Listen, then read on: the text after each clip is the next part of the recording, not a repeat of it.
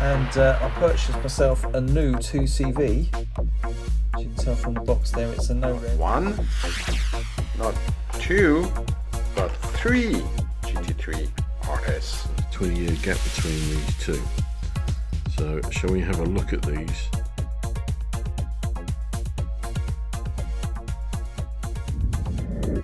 So I went to the store the other day and looking for majorette cars, and I found not one, not two, but three GT3 RS. How cool is that? So the GT3 RS version 991 came out last year from Majorette in this very cool red orange kind of hue, and it was an instant classic in my eyes, and not just in my eyes, in many eyes. It's definitely a very cool rendition of the GT3 RS, and a step up, a major step up from the previous model. And this year, for 2019, it's back in the premium line, first with this blue color and different wheels, pretty cool. And in the racing line, I wasn't expecting this one, GT3 RS in white with the name here on the side, and also as part of the limited edition in Zamac, sporting the same kind of deco as the racing version. So let's open them up and have a look. To begin with, a few common ground. They all come with their collector card, and as you can see, the premium and the limited edition come with further protection inside the package, whereas the racing version for some reason doesn't. The only other notable difference is with the limited edition.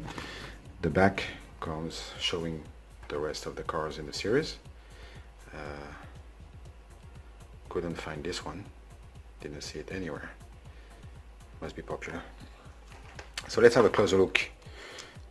First of all, this one in blue. A recap. Okay, so first thing I notice is that the paint seems to be a little light. There's a lot of places where it's almost white. Here, pretty much everywhere. You have those, do you see that? Those big, very clear areas around the doors. It's a bit odd, but other than that, pretty cool. I like the wheels, the new wheels on this one. One thing I noticed is that the headlights, not so much on this side, but on the other side there's a, a gap, and I noticed the same on the other two, which was not the case on the first release. No gap here whatsoever. Another thing is the doors are a little bit harder to open than they were on the original release, who were very easy, like, oh, they were asking to be open all the time. Anyway, pretty cool. I like the fact that they paint the wing in the back. That's a nice touch. So here it is for the blue version, from the racing version, from the racing series. Sorry. Here the card. Pretty sure the back is the same. So same fitting problem on this side. Not on this side for some reason. That's pretty odd. Maybe it can be pushed back inside somehow. Yeah, doors harder to open on this one too, but the paint is more evenly applied. The back is not very straight though for the tempos. The dogs. I have to say it looks really, really cool in this white. I like it a lot. Very nice. And last one from from the Zamac limited edition series. Nice rendering here. Same thing. And once again, this side, a little bit of a gap. You can push it, but it keeps coming back. So Zamac, yeah, pretty cool. I wish they had chose another set of wheels for this one, but a good looking car, I have to say. And those doors open a lot easier. So there you have it. 3 more Porsche 911 GT3 RS from Majorette. I like it a lot. I want more. Thank you for watching. See you again next time.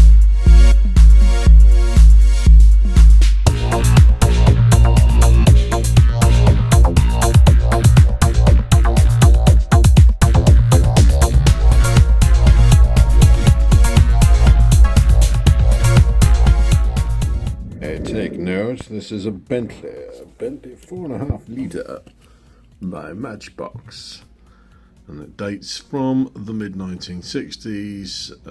K5 had talked about, I think, his first version of this. This is the second time that Yesteryear did the Bentley, and it's a better model because they had more money then. By the mid 60s, very good model, lots of detail. Look at those dials, super. Look at that focusing, no trouble. But do look at the Bentley B. Can you see the B for Bentley on that little footstep? And that is accurate. I do believe that the real car did have that. It would have probably been a sort of steel finish on the real car. This is an exceptional model for its time in lots of ways. It's using these familiar wheels that were used on all sorts of things, including the little motorbike that dated from the 1970s, the Honda Aurora, that became a police bicycle. Same wheels, same tyres. Union flag, very nicely done. Don't like that 5 because it's the wrong typeface, really, for this time period, which is 1930. Look at the mesh on that radiator. Look at the supercharger and all the detail. This is a really fine model, and it shows that the head engineer, Jack Odell, clearly loved this car and wanted to do it justice. 2-piece casting, so you've got a base section, chassis and top parts. So it's very much following in lines with the real car. You would have a chassis and then the body on top. Very well considered. Nice model. And I've taken one of these to pieces. I had a chromium plated one that came off a cigarette box, because they used to do those. And I can vouch for how well made this is, because I took it all to pieces. All the chassis, subframe and the suspension units. Wonderful piece of work. I do appreciate a nice piece of engineering, and that was certainly one of them. So there's that. I picked this up at a market in Covent Garden at lunchtime today, Monday, and I also picked up this, which is a Majorette Alpine Renault 310, I think it is, yep, A310 in an SOS Doctor, so high-speed Doctor, going down the auto route to pick up someone or give them a heart massage or something, I don't know, transplant, heart, whatever. I've got the police version in this, which is dark blue. It's a bit knocked about, this one. And also picked up this, which is the Hellraiser by Matchbox, which dates in the mid 70s. Never had one of these, either as a child or after, so this is a new one to me. And I got it because basically all of this lot made a £5 sale. Not bad, is it really, I suppose? You consider what you're getting, this is being the prize piece.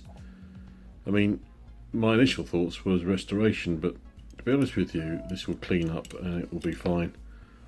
The one thing I don't like and shows its age is this horrible plastic unit, which is all one piece. Never mind. All good, other than that. Welcome to another interesting expose on something that you can't buy anymore in the UK. Not that you can actually buy anything in the UK these days. So I thought I'd scour the charity shops just to see what I could buy. And I came across some very interesting pieces. Now this particular piece is not from the charity shop. This is the first purchase I ever made of this brand. And this brand being Realtoy, made in China. Indeed, made in China. Now, this brand had always been taking up the space in the shelves of the cheap car. You know, when you go to the supermarket, you got your Hot Wheels, you got your Matchbox, and you quite often overlook the little home brand pieces. Welly often occupy that space, and at this point in history, Realtoy occupied the space. And Realtoy hung out on the shelves in various supermarkets till around about, well, 2016, 2017, when they finally disappeared. Lots of Realtoy you'll find in the UK in particular, you'll find them at car boot sales. You'll find them in the little box full of junk, and you sift through that little old box of junk and you'll come across a very interesting die-cast car. You pick it up, flip it over, see the base, and chuck it away. Now, lots of people think that Realtoy, because they're not made by the traditional Mattel brands or whatever it is you're looking for, are a heap of junk. But there are a few English collectors out there who do actually relish these pieces. And this is a really nice example of a very well done piece of die-cast. This is a Ford Explorer from around about 2005, possibly 2006, as far as retail goes. Found that actually boxed at a car boot sale, believe it or not. Now, Realtoy was such a good manufacturer that they made cars for Corgi. When Corgi first realised that they wanted to come back as a brand, breaking away from the Metoy brand, they started up as Corgi, and this is early days stuff. They had Playing Mantis do them a special selection of James Bond cars, but they also had Realtoy making basic street cars, stuff that you could just float around in the shops and get the name about. There's a couple of names on there, made in China. Leicester, of course, Leicester is the great period for the beginning of the reinvention of Corgi, and there's a lovely selection of cars on the back there. All of those you can pick up probably in the Realtoy range if you try hard enough. And just to show you some of the beauty, we're going to get this one out. Check it out. So this is a Golf, VW Golf Mark 5. Lovely tampos, splendid paint, and check out that interior. Indeed. Reminiscent of a Welly or a Majorette, with the quality of casting, detail, and, well, just general overall presentation. Very, very nice. No suspension. All plastic bases, and generally speaking generic wheels, but very nice generic wheels, I must say. That's all the black around the windscreens, etc, etc. Lovely attention to detail. And of course this piece was released in, you're not going to believe this, you might have seen it already on there, 2005.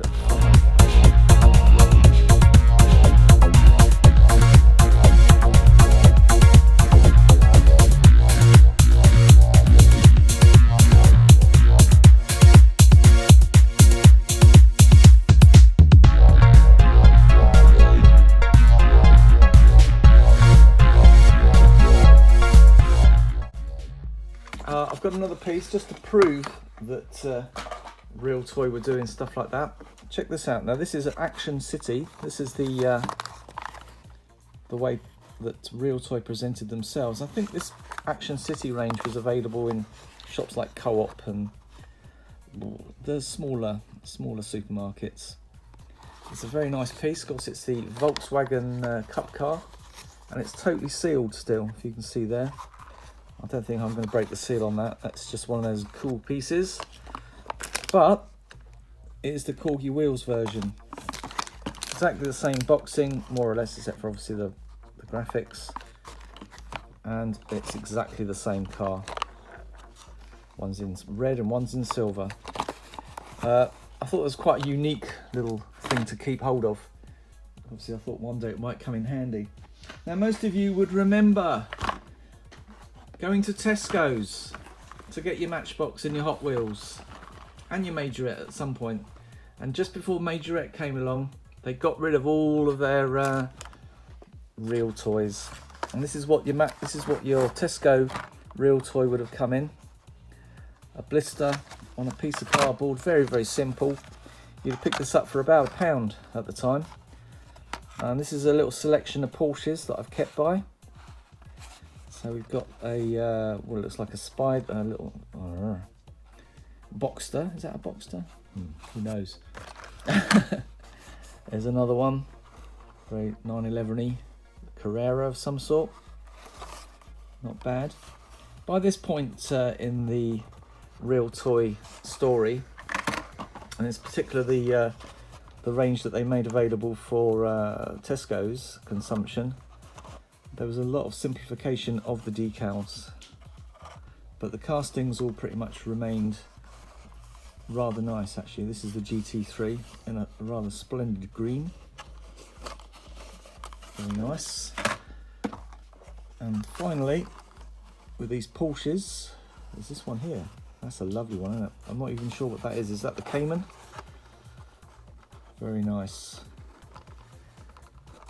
Let's have a look on the back, it tells you. Oh no, it's a 911 Turbo S. Oh yeah.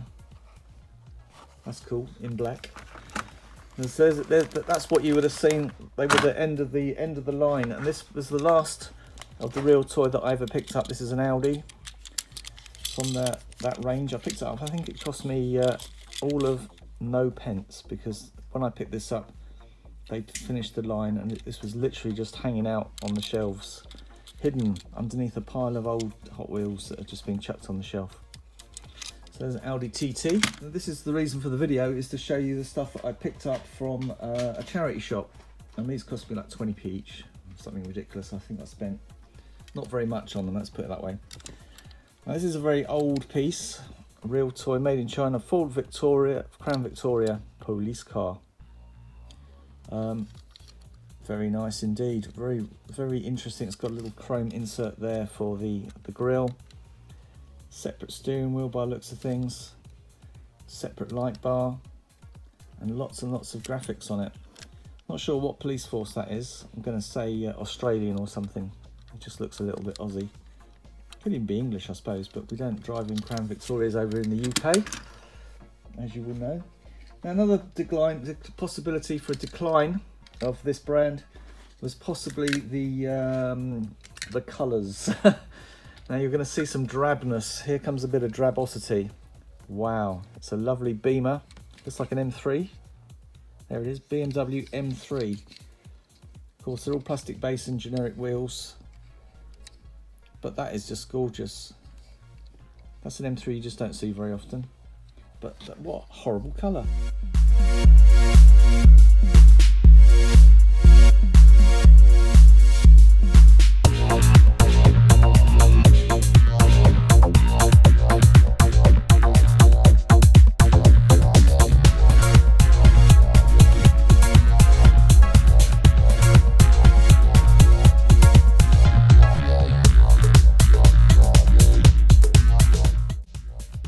How about this then? I mean, it's great. It's like a metallic Brunswick green, but you just wouldn't know it. Very dark and nice blacked out windows, separate steering wheel, beige interior. It's all going on. It's an Mercedes-Benz C-Class in 157. So that's roughly the scale that Realtoy seem to hang out in. There's nothing online about Realtoy, which is really frustrating, because I was hoping to fill you in with loads of Wico facts and figures, but when I was looking for them, there was nothing. No place of manufacture, no point of manufacture, no begin time and no end time. So hopefully somewhere out there in the world, a little bit like Welly disappeared for a little while, there's a little factory still producing these in China, still knocking them out. You never know, we might see them again This is an E55 AMG. Lovely. I remember Mark, I think, is that the one that Mark sent me? Could well have been, actually. Another charity shop job. Look at that. This is the thing, they'll be in a box on the floor in the corner underneath the books. Next to the cuddly toys, there'll be a tub full of old China cars. If you really, really want to get hold of some decent quality China cars, check out the Realtoys.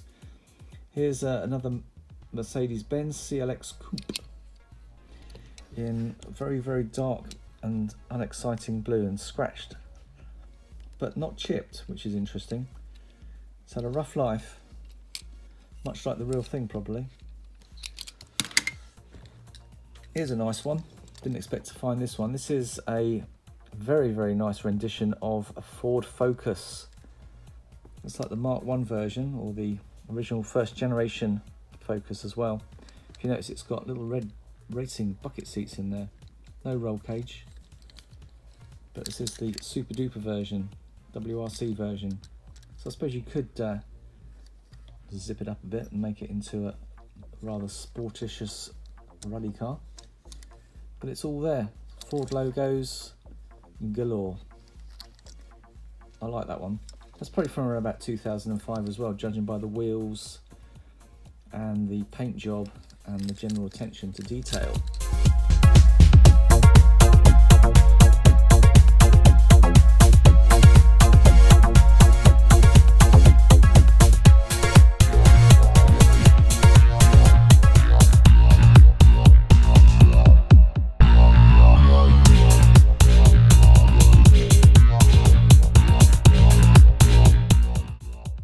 Another nice little Porsche Boxster, I believe. There it is.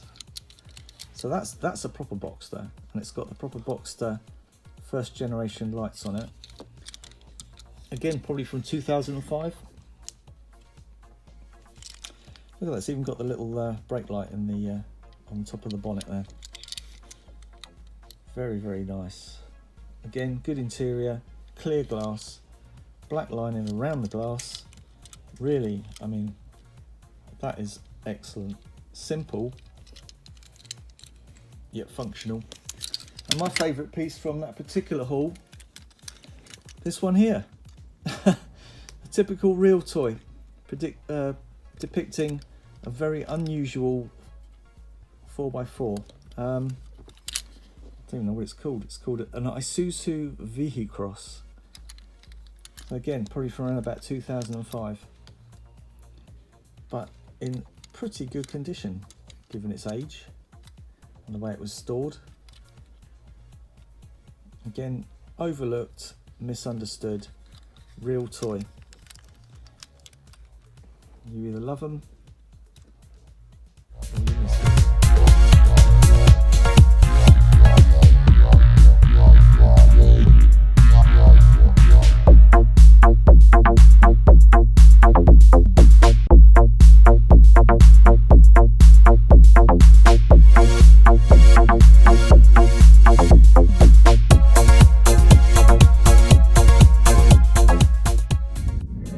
I thought it'd be interesting to have a look at the similarities between the Matchbox 4.5 litre Bentley or Bentley blower produced sometime in the mid-60s versus the Lado one, which was produced in the mid-1980s. So it's a 20-year gap between these two. So shall we have a look at these and see some of the similarities and some of the differences? Well, the first thing to point out is that there is a difference in time and how things were done. But there is one thing that remains true throughout, and that is the person who was behind the actual project, because both of these were overseen by Jack Odell. Hence, we've talked before about that. That's what Lado is. Backwards, it's Odell. So Odell had the Lado company, and he was the chief engineer for Matchbox, for Leslie. So basically he had a hand in both, and I can't help thinking that he kept his drawings, or he kept his department's drawings, but that's not for me to prove or disprove. Anyway, there is a use of more plastic in this one than this one. So if you have a look at the wheels, the hubs are plastic on that and metal on that. The front casting for the radiator and headlamps and supercharger, metal on that one, plastic on there. Same with the windscreen. We are missing a gear change on the Lado. We've got water slide decals for the Matchbox, and we've got Tempo printing on that one. Scale wise, they are very, very close indeed. Okay, sorry. But the Matchbox one is slightly longer in some parts. The proportions aren't as good on the Matchbox. It's rather long in the body, and you can see that with the tonneau cover here. Okay, it is slightly shorter on the Lado. You have a cast instrument display and what's that called?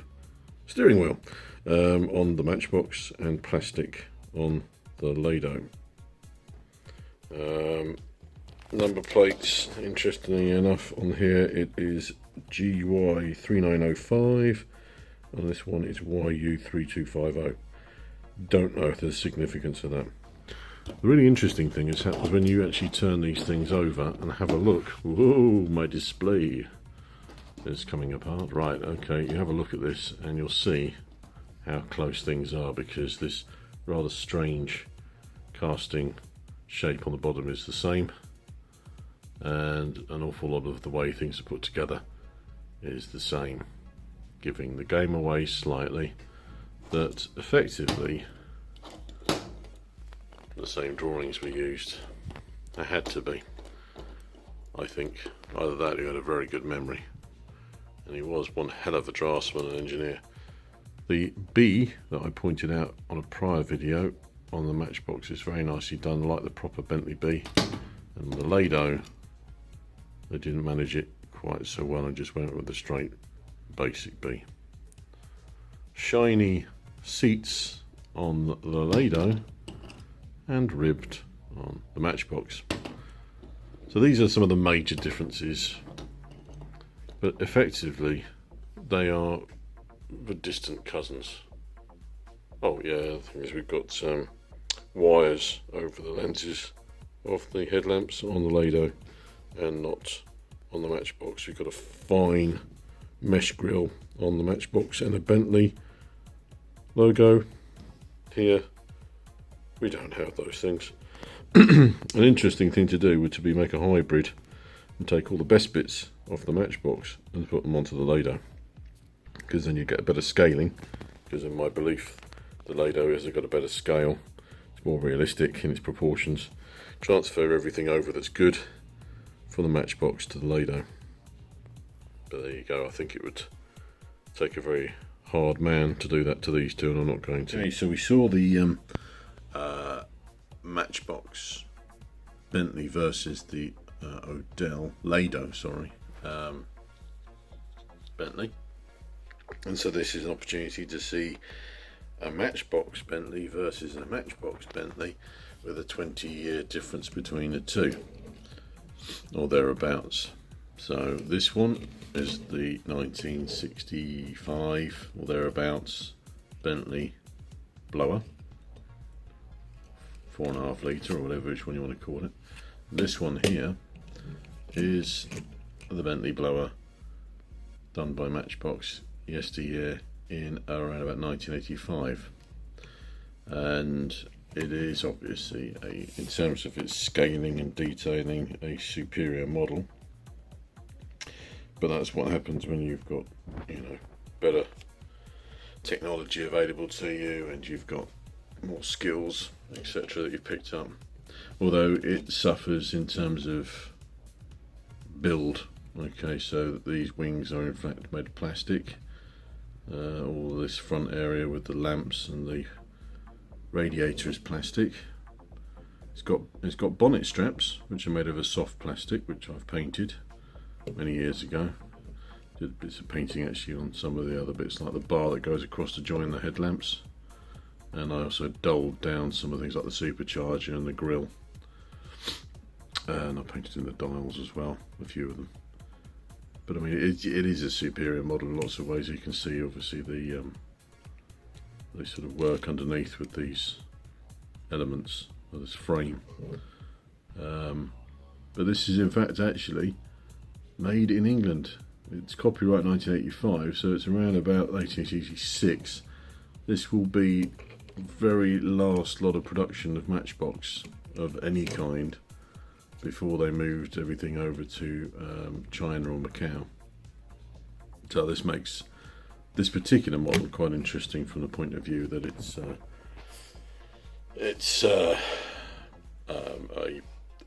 portrayal of a Bentley which would have dated from the last year or so at Cricklewood in northwest London, and it was made in probably the Rayleigh plant or maybe the Chingford plant for Lesney's or Matchbox International.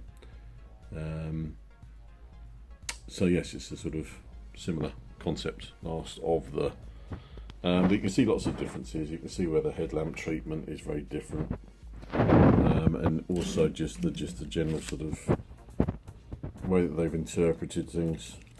So this, you know, in my opinion, it's too long in the body, in the middle section.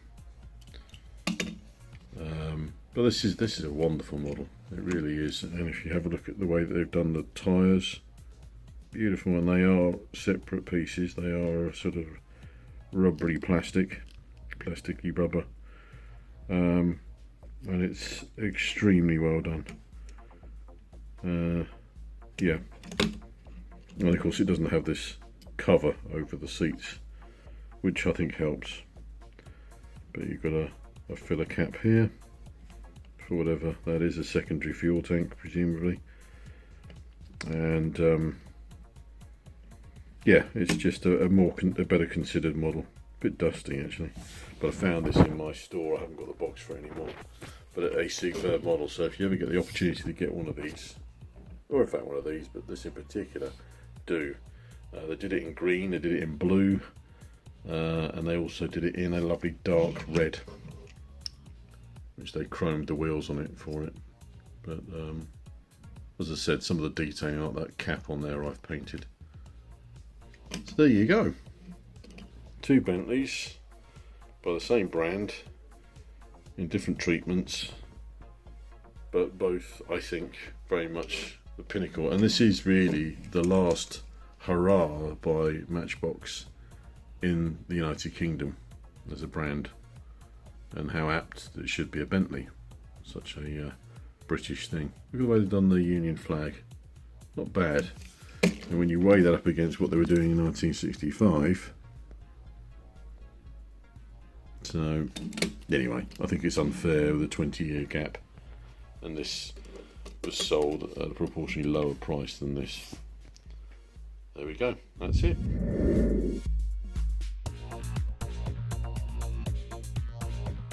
Uh-oh, all the two CVs are out. That can only mean one thing.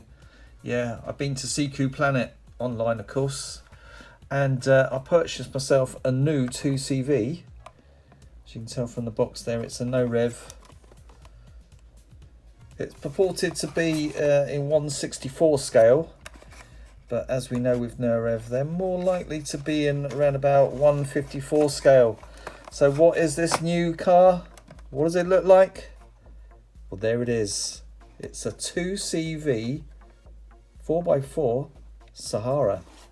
I think we need to get it out and have a look. Note the Ford license. That's interesting, and the Nissan license. Wonder what sort of cars that could mean we're going to get from nowhere. But anyway, let's concentrate on this. I do love my red box cars. Le Bourg Rouge, or something like that. Anyway, here we go. Encapsulated within lots of lovely encasements. Wow, straight up. It's a solid little piece. Plastic base, rubber tyres. Interesting screw down base. We've seen that before on the 2CV. Here's another no rev. No, that's stamped in. How about this one? This is the one it's most like. No, it's a completely new casting. Wow, and it does look good. That grille is really well done. Wicked. So here we go. This is a 1960 to 68 2CV Sahara, and the most notable difference from the normal 2CV, you will notice, is that inclusion of a spare tyre in the front bonnet. We can go round the car very quickly. I found out some interesting facts about this car, very rare actually. Apparently there's only 30 running in the whole world today, and if you wanted to buy one of these second hand, you're looking at the best part of £60,000 to buy one. It is indeed a 4x4 car, and the keen-eyed amongst you will have noticed this strange inclusion at the back here. Now, there are actually 2 engines in this car, not particularly powerful.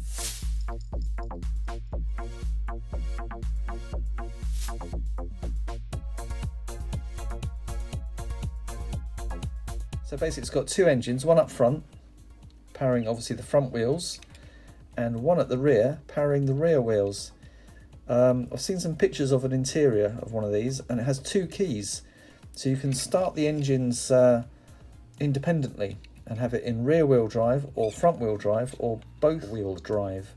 So that's 4 wheels all driving at the same time. Apparently the speed of it, because of the weight of having 2 engines, 2 transmissions, 2 gearboxes, it's well, actually I think it's got 1 gearbox, but it must mesh together. The weight of all that extra equipment on board does slow the car down somewhat, so when it's got both the engines running, the power is around about the same as the later version. Yeah, they're not designed for speed, these things. They're more designed for crossing country, and this is indeed what it says on the box. It's designed to cross the Sahara Desert, and as a result it has 2 fuel tanks. If you notice just at the bottom of the door there's 1 filler tank there, and there's another filler on the other side. And the driver and the passenger, front passengers, both have to sit on those fuel tanks.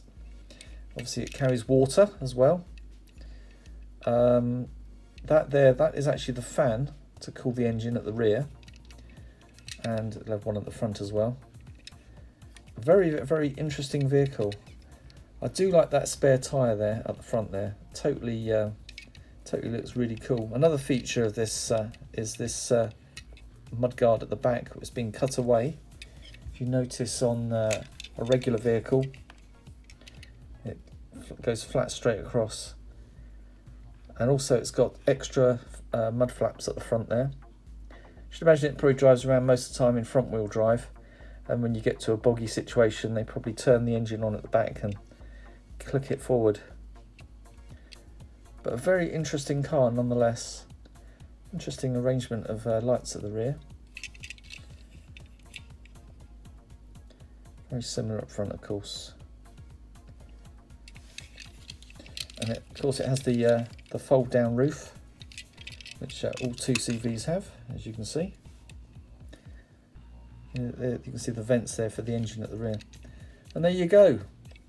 It's a 2CV Sahara. This is K5 saying thanks for watching, happy hunting, and let's hope you can find all the things you want in your collection. I believe I'm missing a majorette now and a Tomica, so they're the easier ones to find out of all this lot, well, except for the corgis. Ta-ta for now.